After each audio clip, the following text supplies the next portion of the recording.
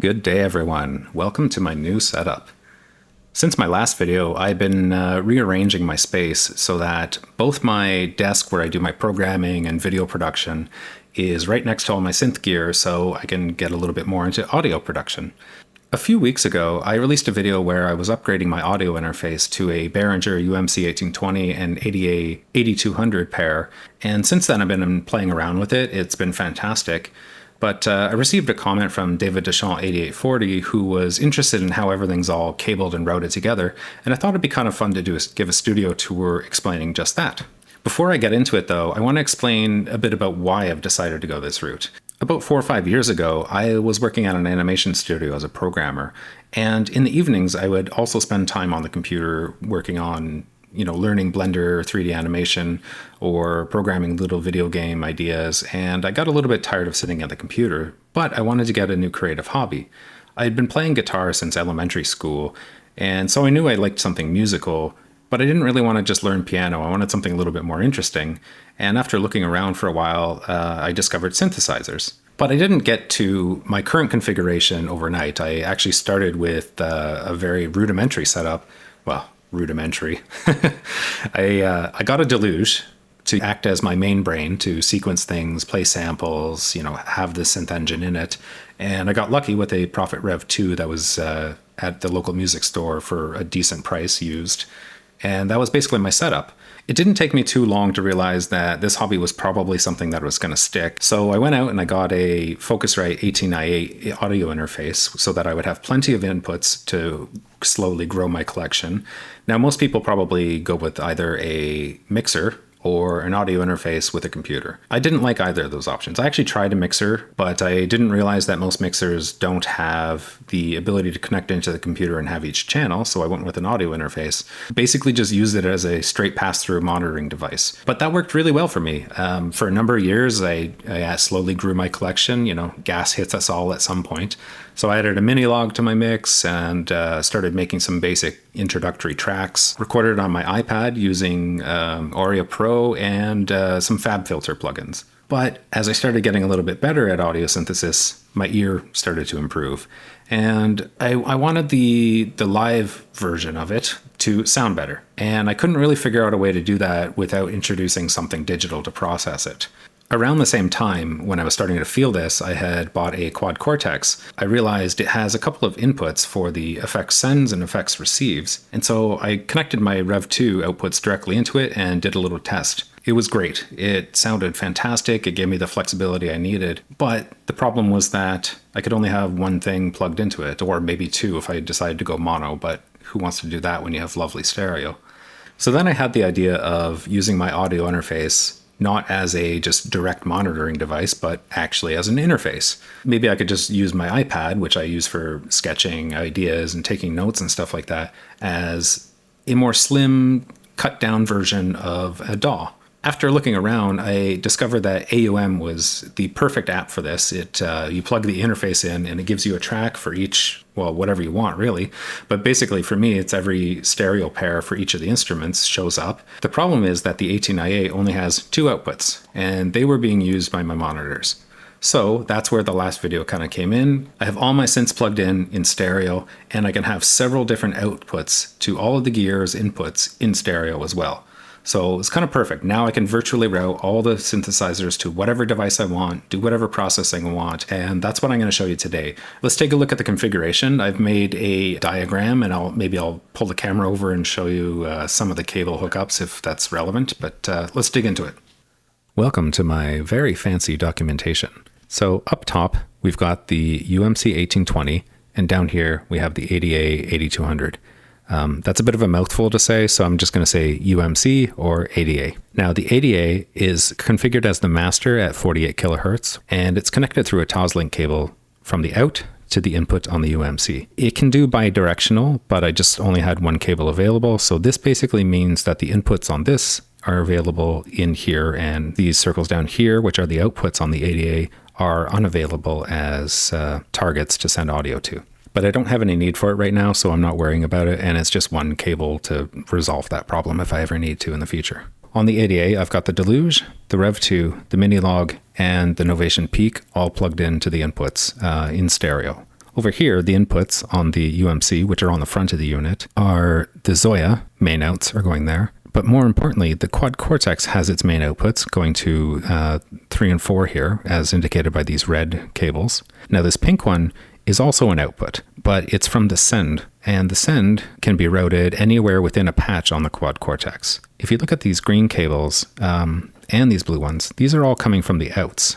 Now this green one in 3.4 as well, because I want to keep it logically consistent. 3.4 is being routed back into the Quad Cortex in the effects return. So that way in any patch I want, I can send something out or receive it.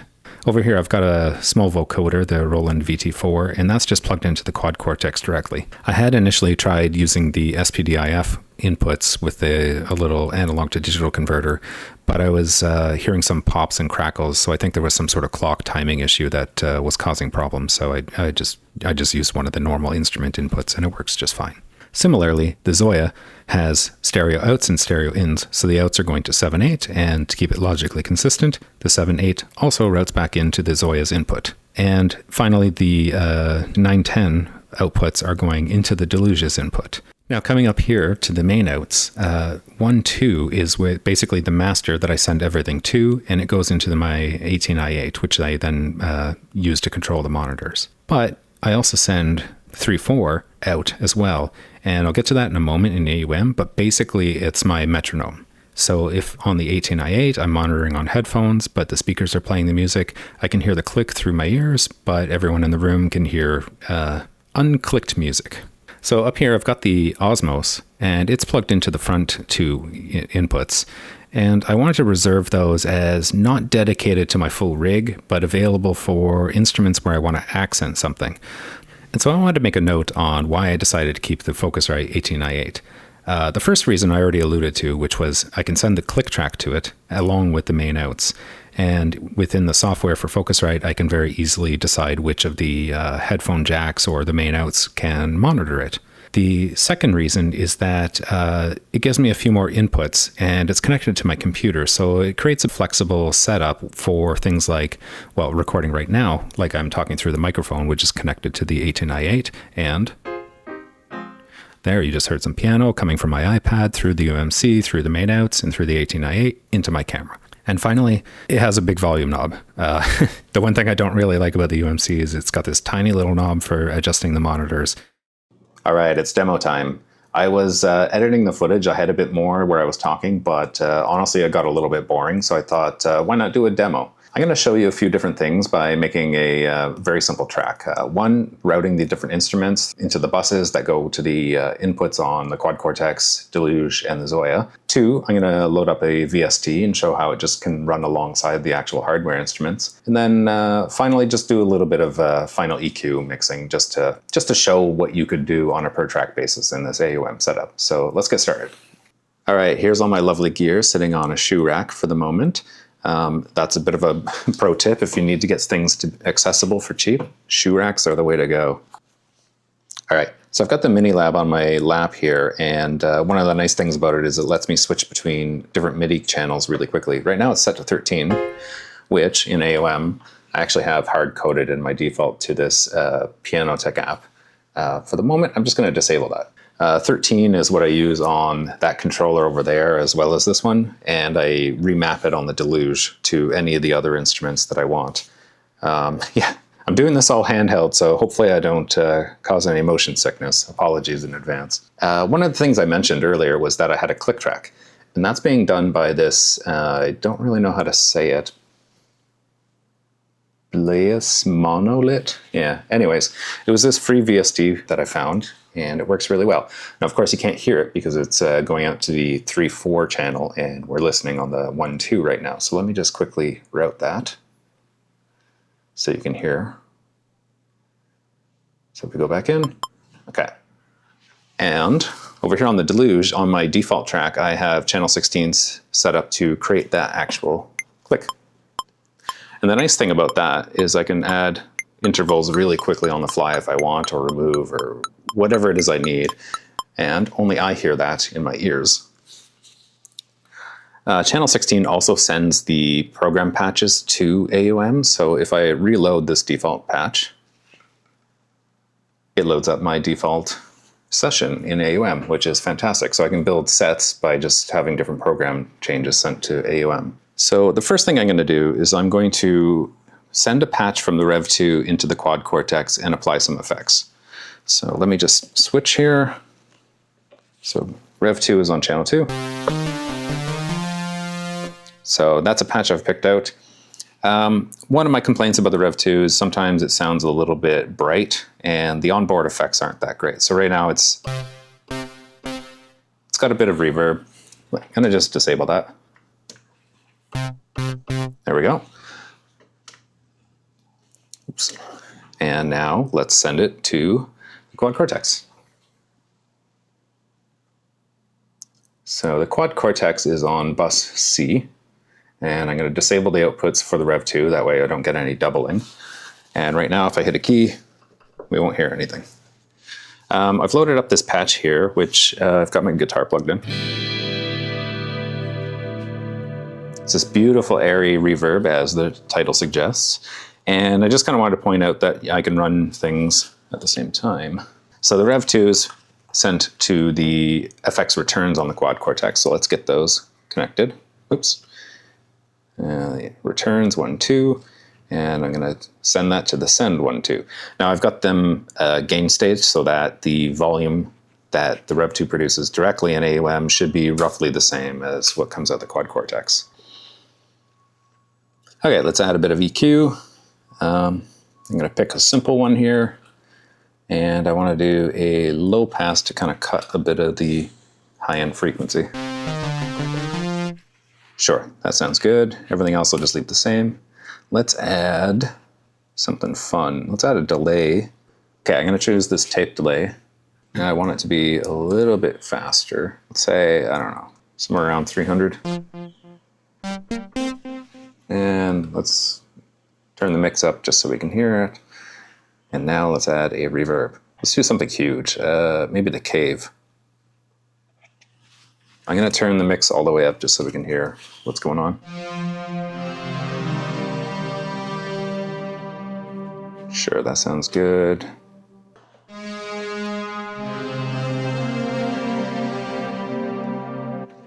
And I'm going to keep the mix around 40. So now the REV2.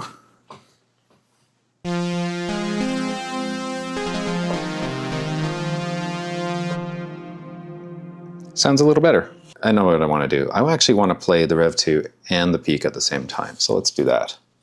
So MIDI channel 2 is the REV2. I'm going to use my elbow here to learn. Oh, I forgot. I need to switch it back to channel 13. Okay, my hand's not wide enough. 1 second. Okay. Now let's learn channel 2. There we go. Now let's do the same thing with channel 5, which is the peak. And I'm going to turn the REV2 down just so you can hear what the patch on the peak sounds like. So it's very low with this long trail in.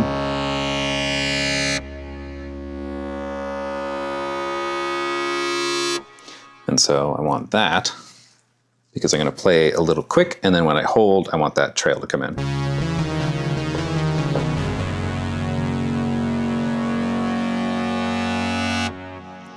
And you know what? I think the patch on the the patch on the peak sounds lovely.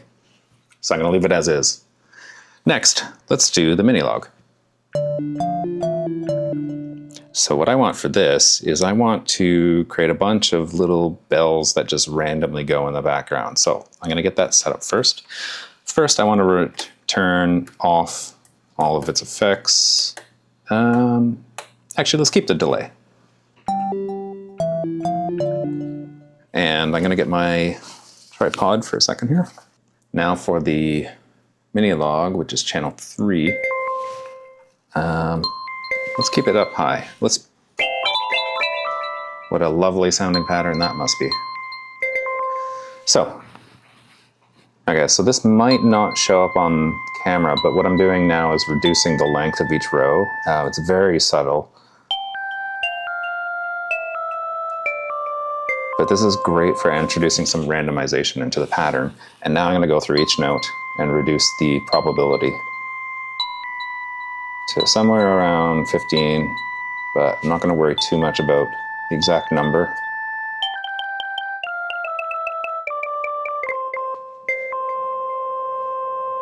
All right, so let's see what this sounds like.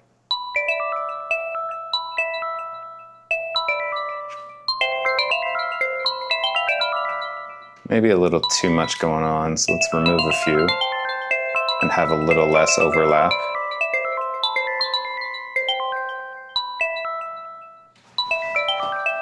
And maybe let's pull these down. No, let's make it sit somewhere in between the scale. Okay, great. So now let's route that through the Zoia. So same sort of thing, come over here. The Empress Zoia is on the, oops, it's on E. I'll turn that off, so if I hit play, right now it's just pass through, so it should sound the same. Yep. Now I'm gonna add an audio input, audio output. What effects do we want? Well, let's add a reverse delay, that's fun. Make sure it's in stereo. Okay, let's just go with a Hall reverb, that's fine. I'm gonna just wire it up real quick. Okay, turn it on. Off. On. Okay, let's shape that a little bit. Oh, yeah, I forgot about this.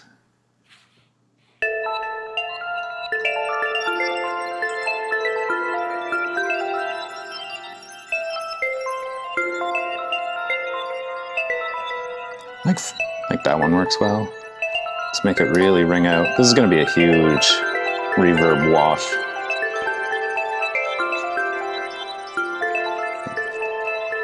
Going to increase the mix so that the brights kind of come down and it's just more of a background tone.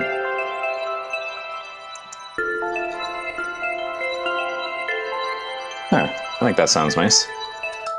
Off. On.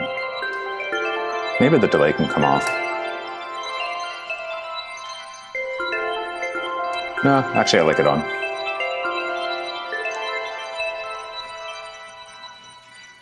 All right, now let's add a virtual instrument. I don't have too many.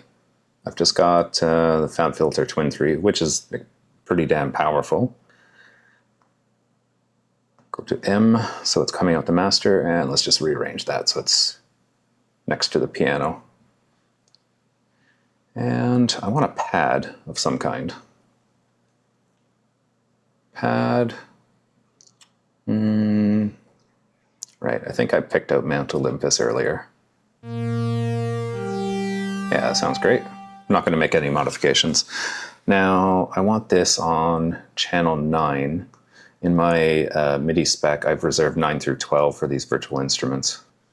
And in AUM, you need to map the routings here. So I'm going to map my keyboard in case I want to do that, and the UMC1820, which is where the Deluge signal comes into the virtual environment here.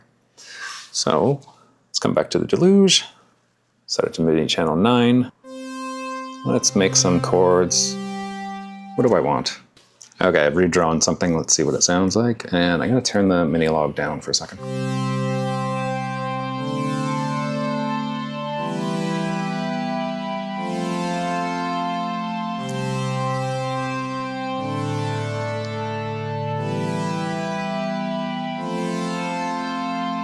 All right, let's route the virtual instrument through the Deluge. And so that's on D. So hit play, it should sound the same. Now it's worth mentioning that in my default patch, I always have this audio track just monitoring directly so that whatever I send into it just gets played. So let's go in and apply some grain.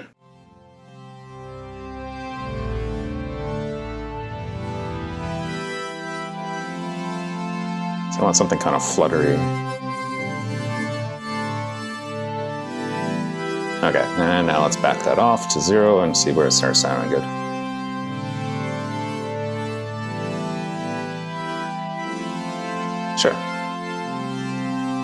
Now bring the Minilogue back in.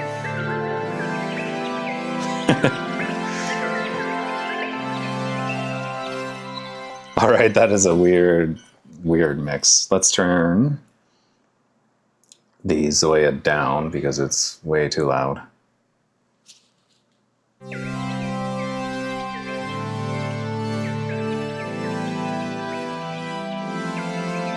All right, now switch.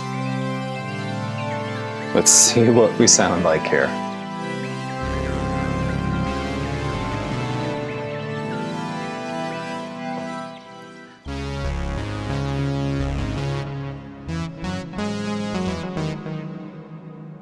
And finally, if you wanted to do some like quick EQing and stuff like that, that's just as easy as adding an effect to here or rerouting it through something that wasn't being used, but I'm using all of my gear at this point. Say, maybe it's a little too bright.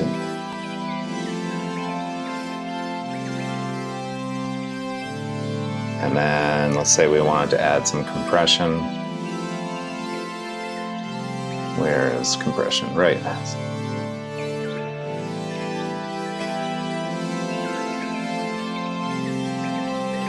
Oh, my fingers are too big. It's hard to actually move that sometimes. Let's push it up.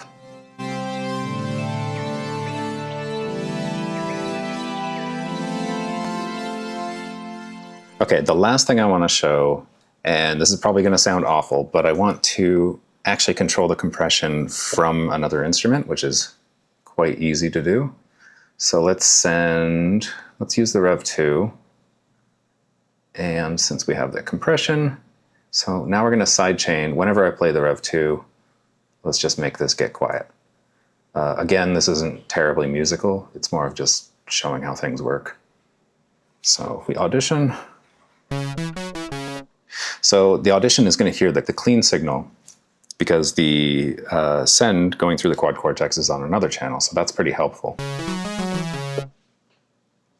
And is that set okay? No, I think this needs to be a little lower. Okay, it's probably going to sound really stupid, but here we go. Let's hit play.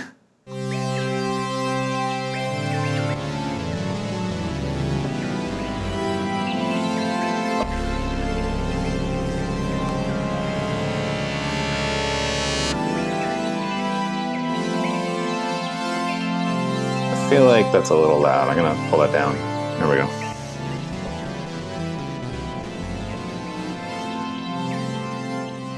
All right, so that was my crazy demo. Hopefully you got something out of it. I know it wasn't the most musically amazing thing, but I think it really illustrated the flexibility of this hybrid setup. Once I actually take everything off the shoe rack and build a proper mobile rig, it should just be like hit the power button and ready to go kind of a setup. If you've got any questions, let me know. Maybe I'll make a little short answering them directly if you want. If you end up using a similar rig as well or have different ideas about how I could use it, please let me know. I'm always curious to see what people have. Anyways, thanks for watching. I'll catch you next time.